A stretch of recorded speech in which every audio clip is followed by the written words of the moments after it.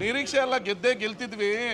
ಆದರೆ ಅವರು ಕೇಂದ್ರ ಮಂತ್ರಿಯನ್ನು ಕರ್ಕೊಂಡು ಬಂದು ಅವ್ರದ್ದು MP ಓಟಿದೆ ಇಲ್ಲ ಅಂತೇಳಲ್ಲ, ಅಧಿಕಾರವನ್ನು ದುರುಪಯೋಗ ಪಡಿಸ್ಕೊಂಡು 2 ಜನತಾದಳದವರು ನಮಗೆ ಓಟ್ ಹಾಕ್ತೀವಿ ಅಂತ ಹೇಳಿದ್ರು. ಅವರ ಫ್ಯಾಮಿಲಿಯವರು ಕೂಡ ಬಂದಿದ್ದರು. ಬೆಳಗ್ಗೆ 14ನೇ ವಾರ್ಡ್ನ ಕೌನ್ಸಿಲರ್ ಅವರ ಮಗ ನಮ್ಮಪ್ಪ ನಾಮಿನೇಷನ್ ಉಪಾಧ್ಯಕ್ಷ ಸ್ಥಾನಕ್ಕೆ ನಾಮಿನೇಷನ್ ಹಾಕಬೇಕು ಅಂತ ಇದ್ದವ್ರನ್ನ ಕಿಡ್ನ್ಯಾಪ್ ಮಾಡ್ಕೊಂಡು ಹೋಗಿದ್ದಾರೆ ಯಾರೋ ಬಂದು ಅಂತೇಳಿ ಪಶ್ಚಿಮ ಠಾಣೆಯಲ್ಲೂ ಕೂಡ ಕಂಪ್ಲೇಂಟ್ ಕೊಟ್ಟಿದ್ದಾರೆ ಅವ್ರ ಮಗ. ಇವರು ಗುಂಡಾವರ್ತನೆ ಥರ ಮಾಡಿ ಮತ್ತು 29ನೇ ವಾರ್ಡ್ನವರ ಪತಿ ನಾಗರಾಜ್ ಅವರು ಕೂಡ ಬಂದಿಲ್ಲೇ ಕಾಯ್ತಾರೆ, ನಾನು ಹೆಂಡತಿ ಹತ್ರ ಮಾತಾಡಬೇಕು ಅಂತ. ಫ್ಯಾಮಿಲಿಯವ್ರನ್ನೂ ಕೂಡ ಮಾತಾಡ್ಸೋಕ್ಕೆ ಬಿಡದೆ ನಮ್ಮ ಗಾಡಿಯಲ್ಲಿ ನಿಂತಿತ್ತು. ನಾವು ಕಾನೂನು ಗೌರವ ಕೊಟ್ಟು ಗೇಟ್ ಹತ್ರದಿಂದ ಇಳಿದು ಬಳ್ಕೊಂಬಂದ್ವಿ. ಅವ್ರೇನು ಮಾಡಿದ್ರು?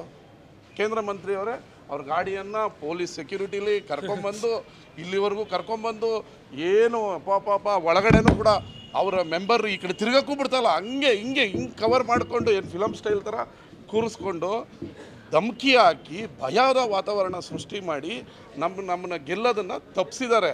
ನಾವು ಸೋತಿಲ್ಲ, 1 ಓಟೇ ನಮಗೇನು ದೊಡ್ಡದಿರಲಿಲ್ಲ, 2 ಓಟಲ್ಲಿ ಗೆಲ್ತಿದ್ವಿ. ಭಯದ ವಾತಾವರಣ ಸೃಷ್ಟಿ ಮಾಡಿಬಿಟ್ರು, ಏನು ಆ ಕಡೆ ತಿರ್ಗಂಗಿಲ್ಲ ಮಾಡಂಗಿಲ್ಲ ಅಂತ ಹಿಂಗೆ ಹೌಚ್ಕೊಂಡು ಬಂದು ಮಾಡಿ ವ್ಯಾಮ ಮಾರ್ಗದಿಂದ ಗೆದ್ದಿದ್ದಾರೆ. ನೋಡ್ರಿ, ಕೆಲವರು ಆಫ್ ಮೆಂಟ್ಲುಗಳಿರ್ತಾರೆ, ಅವ್ರ ಬಗ್ಗೆ ಮಾತಾಡಲ್ಲ. ಮೆಂಟ್ಲುಗಳ ಬಗ್ಗೆ ಚರ್ಚೆನೇ ಬೇಡ. ಆಫ್ ಮೆಂಟ್ಲುಗಳು ಇದ್ರೆ ಏನೋ ಮಾತಾಡೋ, ಆಫ್ ಮೆಂಟ್ಲುಗಳ ಬಗ್ಗೆ ಚರ್ಚೆ ಮಾಡೋದಿಲ್ಲ. ಈ ಅತೃಪ್ತ ಆತ್ಮಗಳು ಅಂತ ಕಾಣ್ತದಲ್ಲ, ಅತೃಪ್ತ ಆತ್ಮಗಳ ಬಗ್ಗೆ ಮಾತಾಡಿದ್ರೆ ನಮ್ಮ ಮೆಂಟ್ಲು ಆಗ್ಬಿಡ್ತೀವಿ ಅಷ್ಟು. 100% ಪಕ್ಷದಿಂದ ಅವ್ರನ್ನ ಉಚ್ಚಾಟನೆ ಮಾಡ್ತೀವಿ, ಡಿಸ್ಕ್ವಾಲಿಫೈಗೂ ನಾವು ಬರ್ತೀವಿ. ಹೈಜಾಕ್ ಮಾಡಿಲ್ಲ ರೀ, ತಪ್ಪು ಇಲ್ಲೇ ಇದ್ದಾರೆ ನೋಡಿ. ಅವರು ನಮ್ಮ ಸರ್ಕಾರದ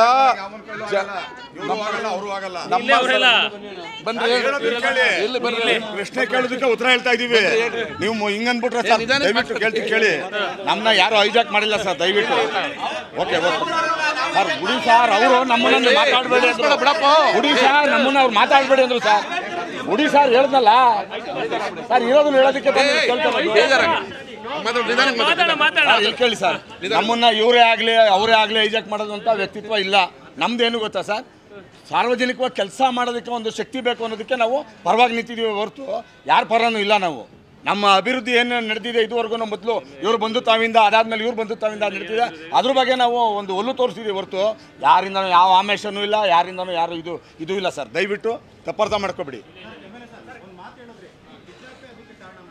ಏನೋ ಹೌದು, ಈಗ 14ನೇ ವಾರ್ಡ್ ಅವರು ಉಪಾಧ್ಯಕ್ಷರಿಗೆ ನಾಮಿನೇಷನ್ ಹಾಕಬೇಕು ಅಂತ ಬಂದವ್ರನ್ನ ಜಬರ್ದಸ್ತಿಂದ ಎತ್ಕೊಂಡೋಗಿದೆ ಅಂತ ಅವ್ರ ಮಗ ಕಂಪ್ಲೇಂಟ್ ಕೊಟ್ಟಿದ್ದಾರೆ, ನಾವ್ಯಾರು ಕೊಟ್ಟಿಲ್ಲ. ನಮ್ಮ ಅಪ್ಪ ಉಪಾಧ್ಯಕ್ಷ ಸ್ಥಾನಕ್ಕೆ ನಾಮಿನೇಷನ್ ಹಾಕಬೇಕು ಅಂತದವ್ರನ್ನ ಯಾರೋ ಬಂದು ಅಪರಿಚಿತರು ಬಂದು ಎತ್ಕೊಂಡೋಗಿ ಕೂಡಾಕೊಂಡಿದ್ದಾರೆ. ನಮ್ಮ ಅಪ್ಪನ ಬಿಡಿಸಿ ನಾನು ನಾಮಿನೇಷನ್ ಹಾಕ್ಸ್ಬೇಕು ಅಂತ ಹೇಳಿದ್ರು. ಅವ್ರ ಅಪ್ಪನ ಹೆಂಗೆ ಕರ್ಕೊಂಡು ಬಂದರು ನೋಡಿದ್ರಲ್ಲ, ಮಂತ್ರಿಗಳು ಪಕ್ಕದಲ್ಲೇ ಕೂರಿಸ್ಕೊಂಡಿದ್ರು. ಈ ಕಡೆ ಒಬ್ಬರು ಆ ಕಡೆ ಒಬ್ಬರು, ಏನು ಈಗ ತಿರ್ಗಂಗೆ ಇಲ್ಲ. ಈ ಕಡೆ ಆ ಕಡೆ ಶೇಕೆ ಇಲ್ಲ, ಗೊಂಬೆಗಳ ಥರ ಕೂತಿದ್ರು ಒಳಗೆ.